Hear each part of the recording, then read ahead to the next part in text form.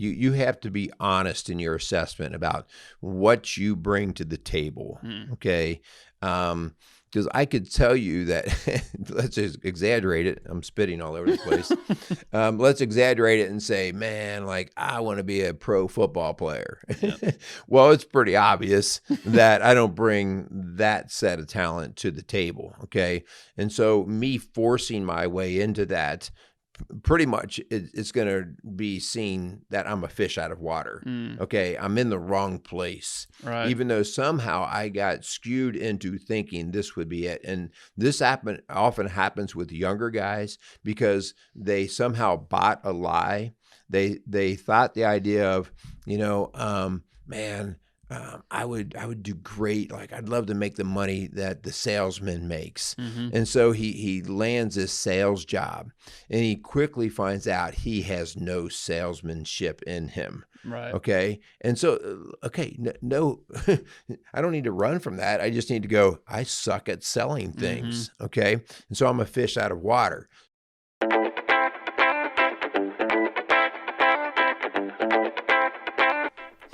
Strong Dads wants to thank Quality Auto Mart for joining us as a sponsor. Quality Auto Mart was born in 1985. They are owned and operated by Mark and Nancy Repke. Quality Auto Mart provides all the services, repairs, and maintenance for your vehicle's needs with a 3-year auto parts and labor warranty. They offer complimentary vehicle safety inspection and estimates. Also, they offer a shuttle service, and the 4th oil change is always on them. They are located at 7307 on State Road 46 in Batesville, Indiana. Make sure you give them a call at 812-934-2301. All right, hey guys, welcome back to Strong Dad. Wow. Every time I just start really you high, just like I just pop get after those microphones. Yes. Anyways, we're back here doing another awesome show. Really appreciate you guys tuning in. Merle, we got an exciting show today. I'm excited about it, and also not so much. Yeah.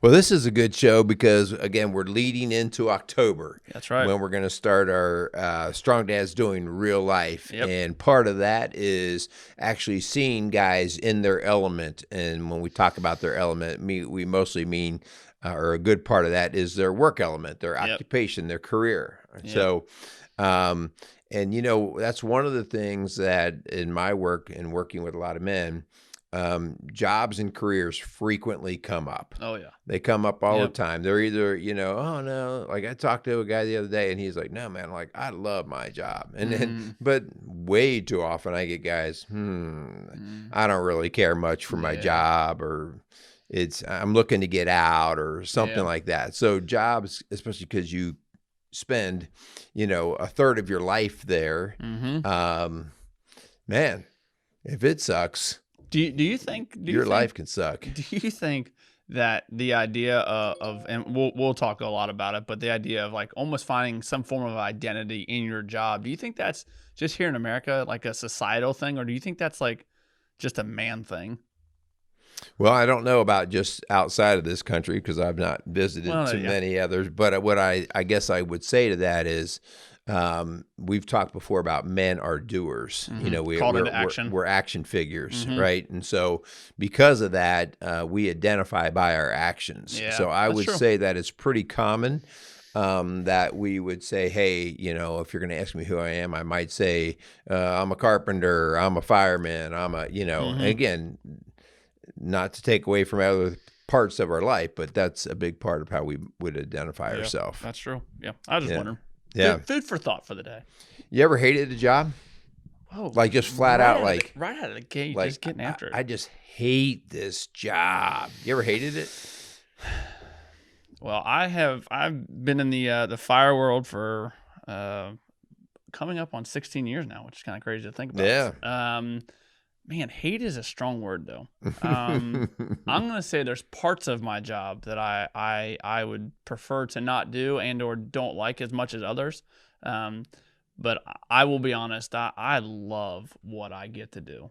I love what I get to do. Especially prior to being in the fire service, I was in the food industry, which was very good to me, and I worked at La Rosa's and Skyline, and that was a lot of fun. So again, hate is a strong word. There's parts of all my jobs that I've had. I worked in the construction. I hated lifting sheets of plywood up to OSB up to 5/8 inch sheets of 4x8 sheets of plywood or OSB up to the guys up on the roof. I hated that. Yeah. I'll tell you that I hated that. Move these 50 sheets down from the ground. We need you to move them from over there to over there, so that way. So yeah, I hated that part. But I would say, I think I've been very fortunate in that sense that the jobs I've had, especially the job I currently have, I find a lot of value and a lot of purpose in my job. So no, I have not hated my job. Okay. I dislike parts of it. What about you? Yeah. Well, I probably have to agree with you with the word hate. Like that's, I think there's also a difference between separating, hating, like your occupation versus maybe the particular job that you're working at, maybe a certain employer. I mean, if you are a fireman and you don't like your current firehouse, that doesn't mean you don't like being a fireman. It just might mean your environment's not conducive to the type of work you like to do. So, right, that's true. So I think you do have to kind of separate some of those. So yeah, I've never really hated a job, and I've done just a variety of different things. Sometimes I've come to the end of jobs and go, I'm glad that season's ending. Right. Like when I was in the school world, I never hated that job at all. But I was ready for that season to come to a close. Sure. 'Cause I was just looking for new things, but I could never use the word hate. So, yeah. But anyway, I do think I struggled at times with the old grass is greener on the other side of the fence. There are times when you get into a rut or whatever, and you're like dreaming like, man, it'd probably be better if I were at this location, or if I had this role at this location I'm at. And sometimes I went after the greener grass and found out that you still had to water and mow that one too. So there's still poison ivy on that side too. Yeah, right? There's still weeds. Yeah. Well, yeah. So I think just like you were saying, it's really cool. Kind of as we're getting ready to jump into the October months and getting ready to into the new, that we're going to roll out the new Strong Dads doing real life. I think the hope is as we kind of lead into that. I think it'll be really cool for us as men to watch other men doing their jobs and seeing the joy that they get out of their jobs, and hopefully kind of almost like reinvigorate, kind of inspire us to go to our job and maybe have that new mindset, based off of some of the guys that we're going to be talking to and you guys are going to get to watch. So I think these shows are kind of all preparing for that kind of the new rollout we're going to do here. So excited to get into that, excited to get out there and talk to you guys, to you men, about what you do and why you do it, and kind of the purpose behind showing up every day. Because again, I think it's very easy for men because we do so much, we put so much value in our actions, and we in a lot of ways identify by what we do and who we are. And I think, because of that, there's a lot of pressure on us men. And I think, that's how we get in the sayings of, same stuff, different day. And we get stuck in these ruts, and hopefully, by going out and talking to you guys and we'll try and hopefully get out of that way, kind of get out of our own way and see that, man, there's purpose in what we do by showing up every day. We can bring value in that, the kind of just, the attributes that come along with that. Yeah. Yeah. So let's thank our sponsors, and then we're going to get into how do you take your dead job and turn it into a dream job, right? Like, what do you need to do that? Otherwise, you could start to die on the vine here of your career. So Strong Dads wants to thank Quality Auto Mart for being a sponsor of the Strong Dads podcast. So we want to thank those guys over at Quality Auto Mart, which is located outside of Batesville, Indiana on Route 46. So for all your automotive and golf cart needs, check out Quality Automotive Mart or Auto Mart. Sorry about that there, guys. Messed that up. Yeah, Strong Dads, we would also love to thank Casey Outdoor Solutions. Thanks so much for them coming alongside of us. Awesome gardening center. They got the home decor. Check them out. They got an incredible facility. You can't miss it over on State Line Road. Let them know we sent you up there. Really do appreciate them. All right. So you asked me a question before about, do all men, across the globe, is it common that guys identify by their career, their job? And, I think that the church answer is, if you say, how do you identify? The church answer is, well, I'm a child of God, Mm-hmm. and that's all I need. Right. And all right, like I hear what you're saying, but the real answer Yep. is, because we spend so much time in it, we can glorify God by acknowledging what it is that we do for a living. Because when I actually see, hey, I've got the skills and the talents that are God-given to be that fireman or to be that counselor or to be that construction worker. And so the idea that I glorify God through my work identity, and so I think that the key here is us recognizing, no, the reason why loving your job is important is because it's also showing and honoring what God gave you. All right. And so that's why I don't want to separate the two. Yeah, you're still a child of God, but at the end of the day, he gave you certain resources.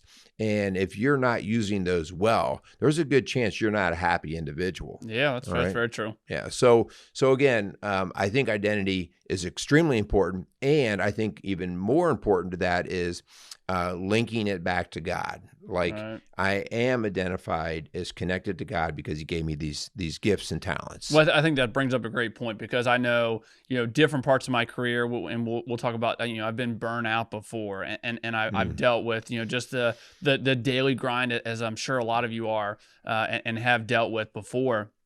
And I think I have gone back to, just kind of my thoughts and my prayers, and like, God, where do you want me to be at, right? and I quickly realized I am convinced at my core that God made me to be a fireman. I love I find so much value and purpose in it. And it's like you get stuck in these ruts, and I think taking that step back and realizing that the job you have and the job that you're in, man, if you truly, if you spend time praying and inviting God into that, I think you'll quickly realize that God's giving you certain gifts that are allowing you to be in the position you're in. Like, because I feel like God made me to be a fireman. I love doing what I do. Yeah. So let's say, though, that you are doing what you do, but over a time, you're losing your zest or your spirit, your spunk for doing that. Okay. And I think that's a very common thing that all people, and especially us guys, will go through. We'll get to this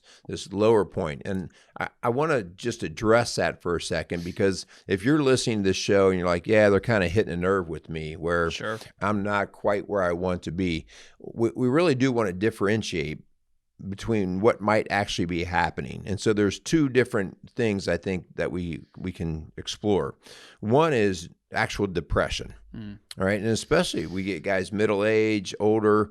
Depression is very real. I experience it every day in the work that I do with people. And so depression, though, is compared to the other word I want to throw out is burnout. Okay. And so there's a big difference between the two, and they're treated completely differently. And that's why I want to bring this up, because if you're truly suffering from depression is a chronic situation that involves actually change in brain chemistry. Yeah. And if I'm truly depressed, it doesn't matter where I'm at, whether I'm at home, at work, out with the kids, this depression is there. Okay. And so, and typically, and that relates to the idea that we've got some dopamine malfunctions in the brain chemistry. Burnout is different. Burnout is situation or environmentally connected. Okay. So I'm going to the same old stuff every day, right? I'm in a rut. I'm tired of doing this stuff. But when I remove myself from that environment or that workplace, now, like, I love hunting. I love fishing. I love the golf course. Yeah. But man, when I go to work, okay. So there's a difference, and we have to distinguish those because of how we would treat it. Okay. Right? Yeah. So talk about the treatment part of that. Yeah. So the treatment is something, if I'm dealing with depression, I'm going to seek out professional help. We got a medical condition here. It's medically diagnosed. All right. And so that could be anything from therapy. It could be medicine. It could be a combination of the two. It could be lifestyle changes. So there's all kinds of things that are associated with clinical depression. Okay. Burnout comes from us starting to change the idea of the job that we're doing. That could be I changed the job, I changed the location, or I changed my mindset. We did an entire show on mindset. I Yeah. changed like how I'm even viewing this particular job that's getting me in the rut. Okay. So it very likely is not involving medications and therapies, although coaching and things like that can come in handy, because sometimes you have to have somebody say, hey, dude, I think it's time for you to do something different. Okay. Yeah. But it's very different in terms of how you approach it. Yeah, man, that's good. That's good stuff. So, I mean, so let's talk again. We're trying to get ourselves out of that kind of the dead job and start looking towards the dream job, and maybe where you're currently at, you currently see it as a dead job. Like, let's try and begin to move towards either seeing that as a dream job or moving towards something, to get to that place of the dream job. So I think as we start to talk about that, the first thing we have to talk about is really kind of what is looking at your interest, right? So looking at your job, so why there had to be something when you first started this job that you were excited about. Something about that job intrigued you to want to jump into that. Again, we're not talking, you're just graduating high school and you're doing just a job, to make basically to pay for whatever your date nights, right? Right. We're talking about actually getting into the idea of your career and kind of moving into finding that dream job. So I think it's really important to, like, whatever job you're in or whatever job you're hoping to get into, there's got to be something there similar to when you first get married, right? There's something about that person you were with that made you fall in love, right? There's got to be something that you see in your job, that initial interest that kind of piqued your interest with this job that we need to kind of go back to and maybe revisit a little bit. Yeah, well, I'll just say this. At least identify why you took the job. Yeah. Because if you took the job because, man, I had a real interest in doing this particular task or whatever is associated with it, okay, I just need to identify that. If I took the job as just a means to an end, no, man, I had to take the job because I was tight on money and I just needed something in the moment. Yeah. Neither one is right or wrong, but Sure. you have to identify why you took it, because one of them might just be that and that's a means to an end. And that's, you talked about like when we're younger, my job at McDonald's or working at the grocery store bagging groceries. Taking that job is not bad or wrong Sure. or anything, but did it satisfy what you took it for in Yeah. the moment? Yeah. Okay. And so, when you are done satisfying that, yeah, you know what? It helped me get some money. I was able to buy that car, but it satisfied its job. Yeah. And It's kind of lived out its season. That's right. You talked about it before. Yeah. Yeah, and so there's nothing wrong with that. Now, if you stay in that job after it's lived out its season, there better be some interesting reason why you're staying there. Yeah. You know what? I come to find out that I really like grocery store work, or I really like restaurant work, Well, Right. then we go a completely different route. But if we recognize we've exhausted that season, okay, cool. Just call it what it is. Right. Yeah. And I think as you kind of keep moving through this idea that, man, I think you have to look at the job that you're in. And again, we're trying to get out of this dead job mindset and kind of into moving into a dream job, not necessarily a mindset. It all goes to be physically into the dream job. But man, you have to look at the job that you're in right now. And there's got to be certain traits, certain talents that this job basically almost requires, right? And if you don't possess those, then you're going to feel out of place. You're not going to feel like you're in that dream job because, man, if I'm in the fire world and I don't have a heart for service and a heart for sacrificing my time, like the fire service ain't going to be it, right? Because the fire service requires a lot of my time, 24 hours around the clock, right? And if I can't get my mind, if I don't have those abilities to really understand, like I'm sacrificing my time, like I'm not going to thrive. I'm not going to enjoy being in the firehouse at all. Yeah, I mean, that's a good point. The idea that you have to be honest in your assessment about what you bring to the table, okay? Because I could tell you that, let's just exaggerate it. I'm spitting all over the place. Let's exaggerate it and say, man, like I want to be a pro football player. Yeah. Well, it's pretty obvious that I don't bring that set of talent to the table, okay? And so me forcing my way into that, pretty much it's going to be seen that I'm a fish out of water. Okay, I'm in the wrong place. Right. Even though somehow I got skewed into thinking this would be it. And this often happens with younger guys because they somehow bought a lie. They thought the idea of, man, I would do great. Like I'd love to make the money that the salesman makes. And so he lands this sales job, and he quickly finds out he has no salesmanship in him. Right. Okay. And so, okay, no, I don't need to run from that. I just need to go, I suck at selling things. Okay. And so I'm a fish out of water. So you better assess whether you even bring the skills or the necessary tools to the table. Right. And I think, not necessarily challenging that, but I think there is something. So in the fire world, there's no way around it, right? It is a physically demanding job. You have to physically be able to do a job, just like in NFL. You have to kind of be physically fit, right? I think those are definitely attributes that you have to have. And if you don't, I'm not the biggest, strongest guy, right? But I have a desire to learn the techniques. I have the desire to want to know how to, okay, the guy I work with, Joey, he can swing this axe one time and get through that door. It may take me 3 or 4 hits, right? But I'm going to stick to the technique. So I think yes, there is something about saying like, okay, there's just physical attributes certain jobs require you, but man, there are ways around that. And again, NFL might not be the best example because we're talking the elite of the elite, right? But in my world, in the fire world, it's like, again, I'm not the biggest, strongest guy, but I have grown to really appreciate and really understand the techniques required in order to do the same job that the big, strong guy have. But again, if I'm not willing to, if that's not an attribute that I have, the willingness to go in and the fine details and that techniques, the fire world's probably not going to work for me. If you're lacking the desire to improve. Yeah. All right. So the next area, like if you guys are finding, that you're in this conversation in your head about your job, it's important that you go through and you name out what it is you like about your current job and what it is that you don't like. Just name it. Like, I don't like the idea that I'm always working night shift. I don't like the idea that I have to answer to this person, or I like the idea that I get to run this particular machine. Like name the things that are attractive to you and the things that basically burden you. You got to name those.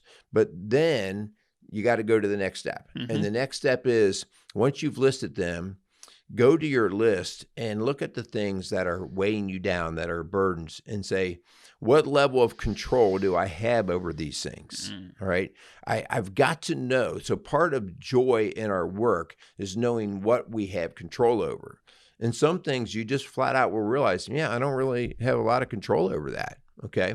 And other things you might realize, I have more control over that than maybe I recognized or I wanted to give credit to. So recognizing your level of control over the things that you like and you don't like is really important, because that's where the power for opportunity to change will come from.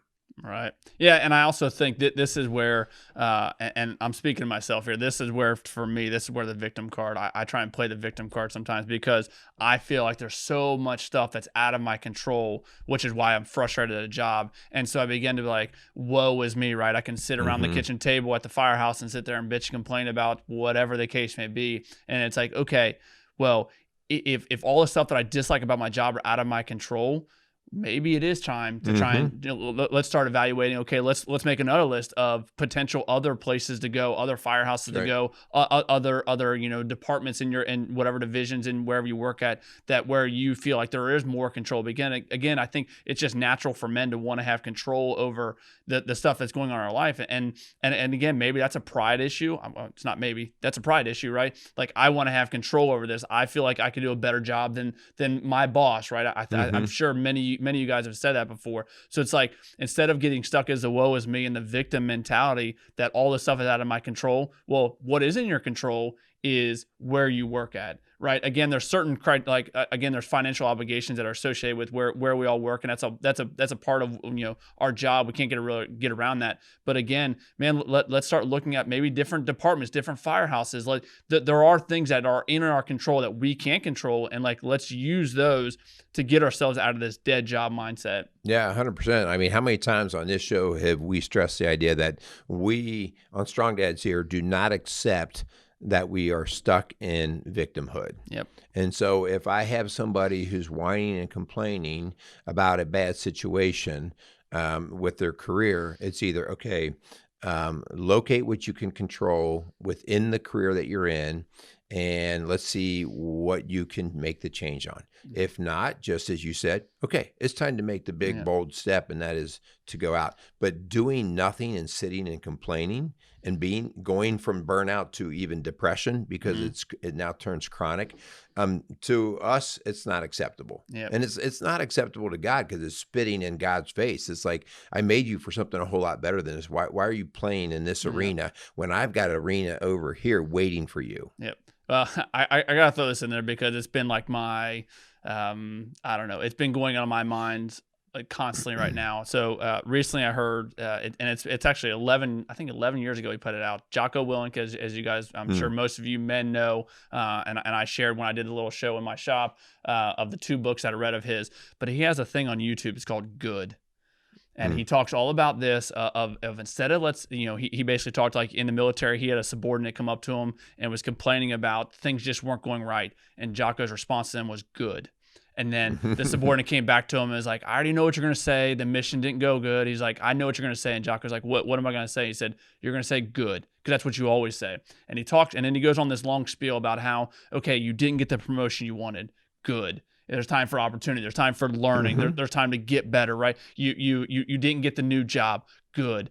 Things aren't going good in your job. Good. And he talks all about this, again, trying to get out of this mindset, trying to get out of this victim mentality that woe is me. Because again, I find myself sometimes in this, I can sit around and be like, Jenny, things just aren't going good at work. This sucks, right? It's like, good. Like, let's do something about it then. Yeah. I mean, it becomes the jet fuel for change. Yes. Unless you let your jet run out of fuel. Yeah. And then you sit there grounded on the runway. Yeah. All right. So let's talk about then, okay, so I do want to make some changes. So how do I find my right job? Okay. How do I move to this? And so here are a few things that will help all of us get to that right place. And the first thing is, it relates back a little bit to what we talked about before. Be very clear, especially as you get older and you've been out and you've been, received some experience. Identify your strengths and your interest. I mean, if I can really say, compared to the average dude, I'm better at this. But I also, not only am I better or have a talent, but I also have an interest. Sometimes you could be good at something, but you're really not that interested. And so we don't force interest on somebody, all right? Interest is something that you naturally gravitate towards. So I naturally have an interest in exercise, workout type stuff. I have no clue why, okay? I have no clue why. I don't force myself, today I've got to read this or this. I just go, oh, well, that's kind of an interesting article. And I find myself gravitating. It's a natural interest.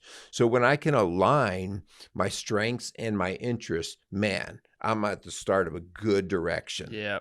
And this is something quite a few years ago, there was a captain at my job that told me to find something in the fire service that you are very interested, that you love, that you can become passionate about, that you are the key man that people come and ask you questions about. Because again, if you want to feel valued and feel appreciated at your job, man, dive into something that you are the key man to know about. For me, it's ground ladders. I freaking love ground ladders. I love them, right? Which I'm clueless. Okay. But it's really cool because when I go and teach that, or when I'm at the firehouse and I have guys know that I know what I'm talking about. Again, I'm not going to sit here and say that I'm an expert at them, but man, I have done my research. I have gone, I want to know everything there is to know about ground ladders, because I want to be the guy that can bring value to my crew. And then my crew is like, hey, Kyle, what do you think about this ground ladder? And they begin to ask you questions, because ground ladders are a passion of mine. I love them. And I the only way I knew that, if someone was like, Kyle, you have to like ground ladders, this has to be your interest in the fire service, it wouldn't have worked. But I found it out for myself, exactly what you're talking about.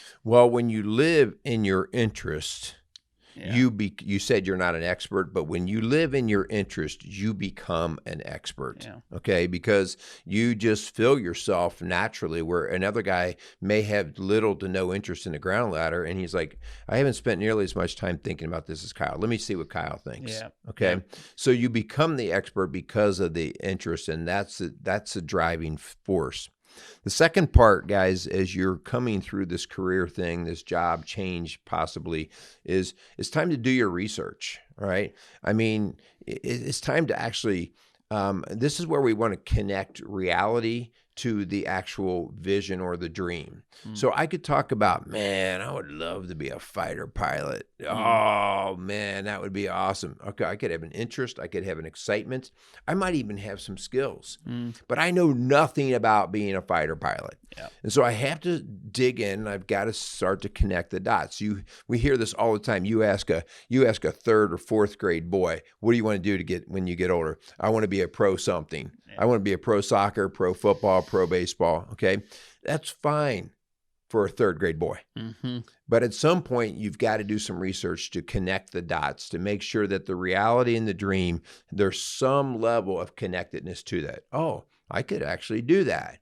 All right. Or I could live with that sacrifice in order to get to this. Like becoming a fighter pilot is not like I show up at an airport one day and I get to hop in a fighter jet. So the idea of starting to do the research and see if you actually connect your reality to this dream. Yep. And for me, to me, that I think the best way to do research, sure, you can Google it.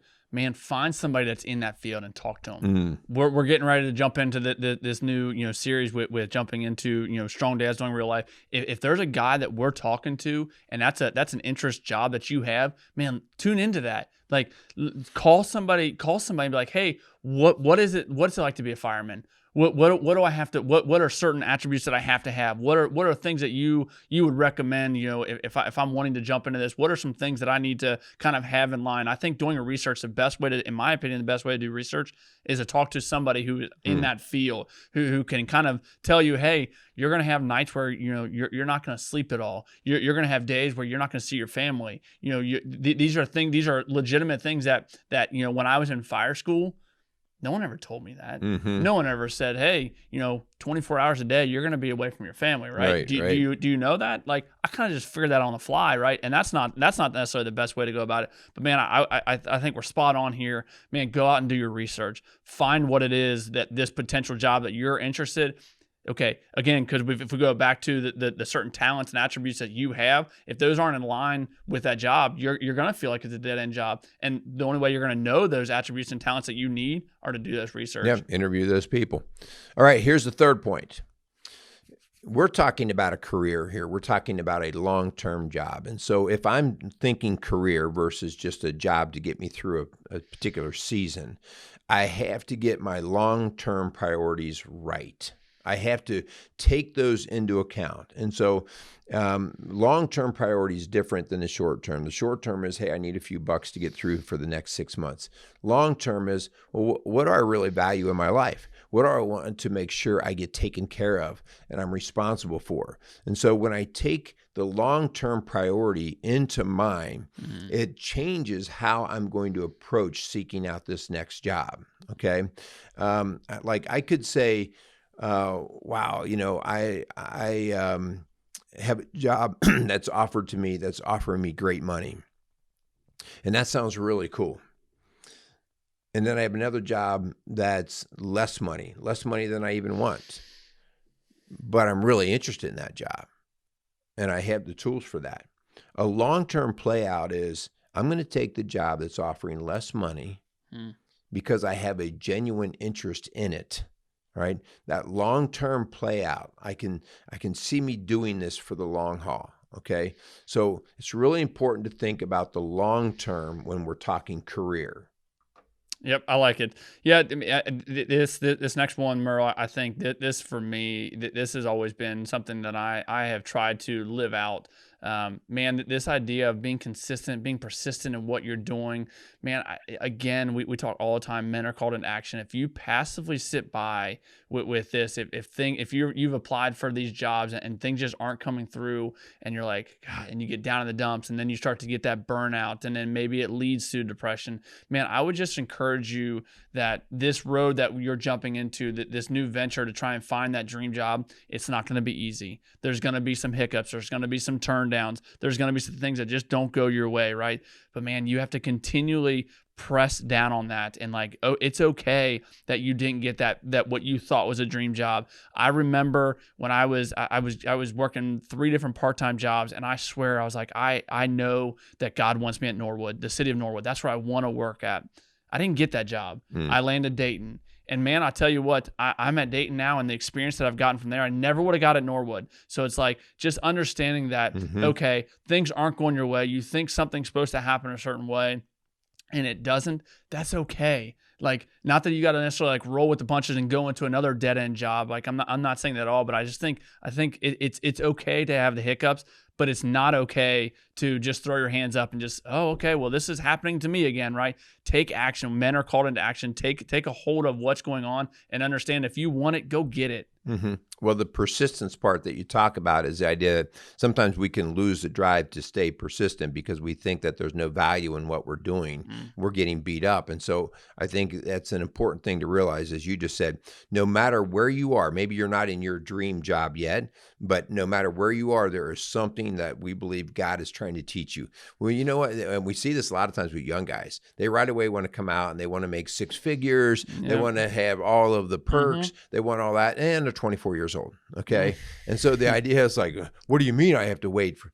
No, the journey has lots to teach you. Oh my goodness. And when you sit where you are in a job and go, you know what, maybe it's not my dream job, but what can I glean out of this? What is it teaching me? Okay. Maybe it's humbling me. Maybe it's teaching me a new skill. Maybe it's showing me something I never saw.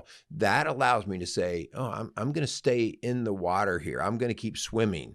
And so that persistence is important because no matter where you are, there is something for you to learn about yourself and the situation in that current place. Yep. Yeah. So I mean, as we're getting ready to close this show out, I think let's go over some things to remember when you are seeking that dream job. So we're in this place where we're making a decision. We're gonna move to another dream. We're gonna move to another job because right now we feel like a dead end job, or we're gonna try and change our mindset where we think right now it's a dead end job. We're gonna try and move into understanding that where we're at now it is a dream job. So this is really big for me. I try and do this in most mornings when I'm heading to work. I try and really pray for this. Like, God, come along for this. I'm inviting you into my life. God is standing at your heart. He's knocking. Man, he just has to be asked to come in on this. Right? Bring him along for this ride, because again, to try and do this by yourself, it's not going to be fun. And I'll raise my hand here. I've tried to do this idea of moving in a different direction by myself before, and it just ain't working, right? So man, I think just praying that God, inviting God into what you're going through, because if it's messy, if it's dirty, if it's not fun, if you're stuck in the rut, man, who better to understand and to bring along than God? Yeah. When you talk about bringing God, I think of two things too. I need to give God the glory. He's giving me talents. He's giving me resources. He's giving me opportunity. I need to give God the glory. I'm not the one who created the things that I have in terms of talent. So that's how we talked about earlier, the idea of making my identity. It could be my job because I give it back to God, saying, well, it's God that gave me this ability to be the fireman or whatever. Yep. So giving God the glory. The other thing I think it's really important is some of us call ourselves Christian, but we're only Christian in name and on Sundays. The idea of truly being Christian means I'm going to rely on God because he makes a promise that he will provide for our needs. And so when you are going through these storms, when you feel like you are going without, that you actually say, I took a job that's paying me less than I wanted, but I'm going to trust that God's going to provide for me and my family. I'm going to trust, because it's not that you're sitting on the couch doing nothing. If you're working within God's will, God promises that he will provide. That's why he wants to be brought in. And when you're doing what he designed you to do, I don't know how, but all of a sudden, the next thing you know, hey, we're making our bills. Hey, this happened and we got this covered. Hey, we have a new opportunity. So that's why God, you want to invite him in and you want to stay in his will. For sure. Yeah. I mean, what about this idea that it's not about you, right? Especially if you have what? Oh man, you just blew me away there. Especially if you have a wife and you have kids, it's not about you, right? And this is hard to set aside your pride and your ego, because in a lot of ways, myself included, it's like, this is my job, right? This is my career. This is directly affecting me, right? But man, let's understand that it's not about you. It's about other people, whether it is your spouse, whether it is your kids. What about your coworkers, right? Because if you come every day and you are in that burnout phase, or you're like, this is a dead end job, and you bring with you a shitty attitude, how is that gonna play out with your coworkers, right? How is anybody gonna see who God is in your life if you come in with that attitude and you're like down in the dumps? Again, everyone's allowed to have a bad day, right? I'm not saying that every day you got to show up and you got to be on your A game. I don't think that's realistic to say, but I just think understanding that it's the bigger picture, right? That it's more than just about you. The world doesn't revolve around you. There has to be this idea of service and sacrifice to other people. Yeah, you mentioned the word service. That's what it's about, right? Like the idea of this is more than me just getting what I want. Who am I serving in the process? Last thing on that is, keep in mind that no matter where you are in your career search, you're not at the finish line, right? I mean, even if you are a retired person, you're not finished with work. There's always something more, all right? And so life is a long-term play out for us. It's a marathon. It's not a sprint. So the idea that I'm in a place right now I don't particularly like to be, all right, well, this too shall pass, but I have to be instrumental in helping move that along. So don't get caught up in where you are at this moment, but get more into the long-term play and finishing strong each day. Good deal. Yeah, I think this week, man, if you feel like you're in that dream job, awesome. Try and find new things that are going to make that job fulfill you even more and fulfill your calling and what God has for you. If you feel like you're stuck in a dead end job and you feel like you need to get out of that, man, start going through some of these steps. If you need some help along the way, reach out. People, there's resources. Rock Solid Families. Reach out. Allow Merle and Linda to come alongside of you and figure this out together. Bring your spouse along this. Again, trying to do this by yourself, it ain't gonna work. Bring God along for the ride, man. Again, because it can be a very daunting task to feel like especially if you're talking about giving up some financial incentives that you currently have. Like, man, there's some significant conversations that need to be had. But like, let's begin to have those conversations, because again, it's not about you. You're bringing your family along with this ride. You're bringing your coworkers, man. Don't be that guy that like, I got to work with Kyle again today, right? Like, let's begin to move out of that dead end job and into that dream job. All right. So are you in a dead job or are you in a dream job? So you get to make that decision. All right. So again, if we can help in any way, like Kyle said, reach out to us at rocksolidfamilies.org, or you can call our office at 812-576-7625. We want to, again, thank our sponsors, Quality Auto Mart and Casey's Outdoor Solutions, for continuing to help us with our messaging through their sponsorship. So if you run into those guys, just thank them for the chance that they're giving us here. So why don't you sign us off and we will go to our dream job. I like it. Yeah, guys, again, we got our new rollout here with Strong Dads on Real Life. We really appreciate you guys tuning in. If you guys want to be a part of that, if you want us to come interview and talk to you, we'll come to you. Reach out to us. As Merle said, that whether it be email or phone call, we'd love to come and see what kind of dream job you have. So yeah, go out there and be some strong dads. Casey's is a premier garden center and gift shop located in Lawrenceburg, Indiana. Casey's offers a wide selection of plants, landscaping materials, home and garden decor, and gifts for every occasion. Casey's is committed to providing exceptional service, a unique shopping experience, and value to every customer. Stop in and see what makes Casey's so unique. Located at 21481 State Line Road, Lawrenceburg, Indiana, or call 812-537-3800. Let Casey's help you add beauty to your home.